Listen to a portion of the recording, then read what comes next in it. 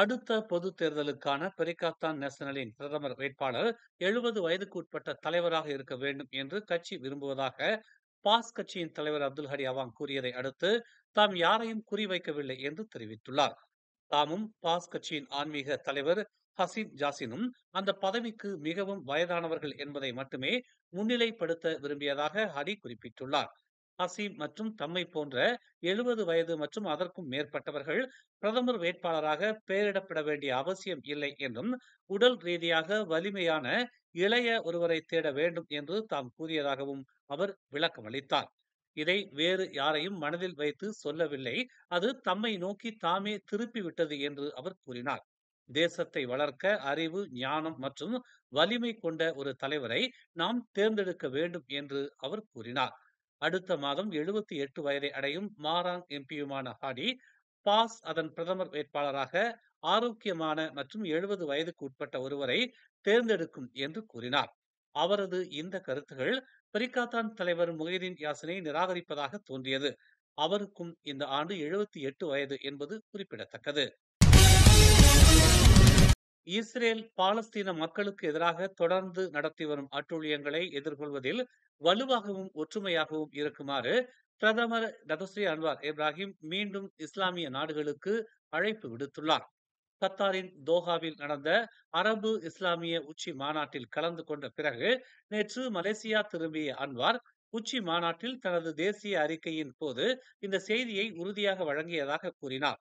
உலகளாவிய சவால்களை எதிர்கொள்ளும் போது முஸ்லிம் உலகம் மீள்தன்மையுடன் நிற்கவும், ஒடுக்கப்பட்ட பாலஸ்தீனியர்களின் கண்ணியத்தை நிலைநிறுத்தவும் முடியும் என்பதை அவர் வலியுறுத்தினார்.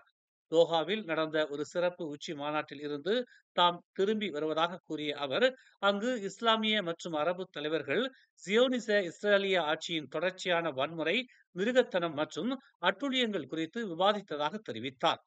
மலேசியாவை பிரதிநிதித்துவப்படுத்தி இஸ்லாமிய உலகம் வலுவாக இருக்க வேண்டும் என்ற உறுதியான நிலைப்பாட்டை தாம் அங்கு தெரிவித்ததாக அன்வார் கூறினார்.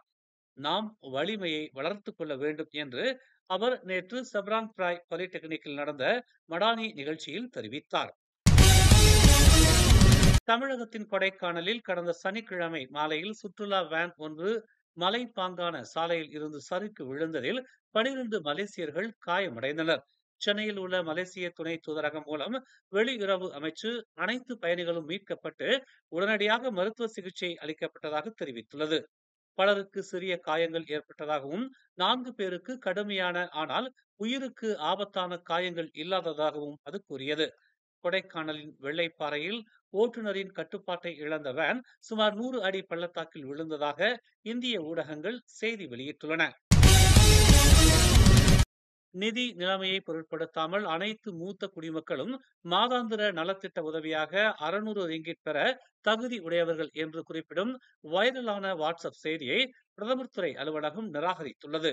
இந்த உதவி வறுமை கோட்டுக்கு கீழ் 1198 ரிங்கிட் மாத வருமானம் உள்ள குடும்பங்களுக்கு மட்டுமே என்று பிரதமரின் உதவியாளர் ஒருவர் தெரிவித்தார்.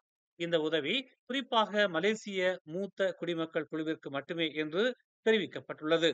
மேலும் எந்த நிதி உதவியும் இல்லாமல் சொந்தமாக வாழும் மூத்த குடிமக்களுக்கானது என்று அவர் எஃப்எம்டியிடம் தெரிவித்துள்ளார். வைரல் செய்தி உண்மையா என்றும், அனைத்து மூத்த குடிமக்களும் ஒவ்வொரு மாதமும் அரசாங்கத்திடமிருந்து 600 ரிங்கிட் பெற தகுதி உடையவர்களா என்றும் கேள்விகள் எழுந்த நிலையில் அவர் இதனை குறிப்பிட்டுள்ளார். சமூக நலத்துறையின்படி கடின ஏழை என்பது 1198க்கும் குறைவான மாத வருமானம் கொண்ட குடும்பங்களை குறிக்கிறது. மாதாந்திர மொத்த வருமான வரம்பை விட குறைவாக உள்ள குடும்பங்களின் மூத்த குடிமக்கள் மட்டுமே உதவிக்கு தகுதி உடையவர்கள்.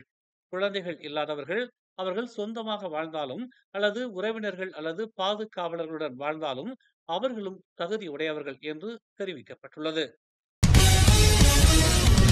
கடா சிக்கில் உள்ள லதா நுங்குவாங் நீர்வீழ்ச்சியில் குளித்துக் கொண்டிருந்த 16 வயது மாணவர் ஒருவர் நேற்று நீரில் மூழ்கி இறந்ததாக தெரிவிக்கப்பட்டுள்ளது. கெடா தீயணைப்பு மற்றும் மீட்புத்துறை செயல்பாட்டு மையம் ஒரு அறிக்கையில் மதியம் 1:16 மணிக்கு அவசர அழைப்பு வந்ததாகவும், சிக் தீயணைப்பு மற்றும் மீட்பு நிலையத்தைச் சேர்ந்த 7 பேர் கொண்ட குழு சம்பவ இடத்திற்கு அனுப்பப்பட்டதாகவும் தெரிவித்துள்ளது.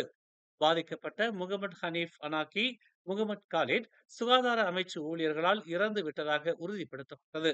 பாதிக்கப்பட்டவர் 6 நண்பர்களுடன் நீர்வீழ்ச்சிக்கு சென்றதாக கூறப்படுகிறது. உடல் போலீசாரிடம் ஒப்படைக்கப்பட்டது. ஒரு லாரியை பயன்படுத்தி 18,400க்கும் மேற்பட்ட வேப் பொருட்களையும் 1,400 வேப் தொடர்புடைய பாகங்களையும் கடத்த முயன்றதாக கூறப்படும் மலேசிய நபர் ஒருவரை சிங்கப்பூர் அதிகாரிகள் துவாஸ் செகண்ட் லிங்கில் கைது செய்தனர். செப்டம்பர் 1ஆம் தேதி இந்த சாதனங்களை சிங்கப்பூர் தடை செய்ததில் இருந்து நில சோதனை சாவடிகள் வழியாக நடந்த மிகப்பெரிய வேப் கடத்தல் இது என்று சிங்கப்பூரின் குடிநுழைவு மற்றும் சோதனை சாவடிகள் ஆணையம் தெரிவித்துள்ளது. வாகனத்தின் ஆபத்து மதிப்பீட்டை அதிகாரிகள் நடத்திய பிறகு சோதனை சாவடிக்கு லாரி வந்தபோது முழுமையான சோதனைக்கு உட்படுத்தப்பட்டது. பின்னர் அதிகாரிகள் லாரியில் மறைத்து வைக்கப்பட்டிருந்த வேப்பு பொருட்களை கண்டுபிடித்தனர். கைப்பற்றப்பட்ட பொருட்கள் உட்பட விசாரணைக்காக சுகாதார அறிவியல் ஆணையத்திடம் சம்பந்தப்பட்ட சந்தேக நபர் ஒப்படைக்கப்பட்டுள்ளார். மேலும் செய்திகளை தெரிந்து கொள்ள தமிழ் மலர் நாளிதழை பாருங்கள். உடனுக்குடன் செய்திகளை தெரிந்து கொள்ள தமிழ் மலர் இணையதளம், தமிழ் மலர் செயலி மற்றும் மலர் டிவி யூடியூப் சேனலை வலம் வாருங்கள். எங்களோடு இணைந்திருக்க மலர் டிவியை பதிவு செய்து கொள்ளுங்கள். உறவுகள் மகிழ்ந்திட விருப்பம் மற்றும் பகிர்வு சேவையை சொடுக்கிடுங்கள்.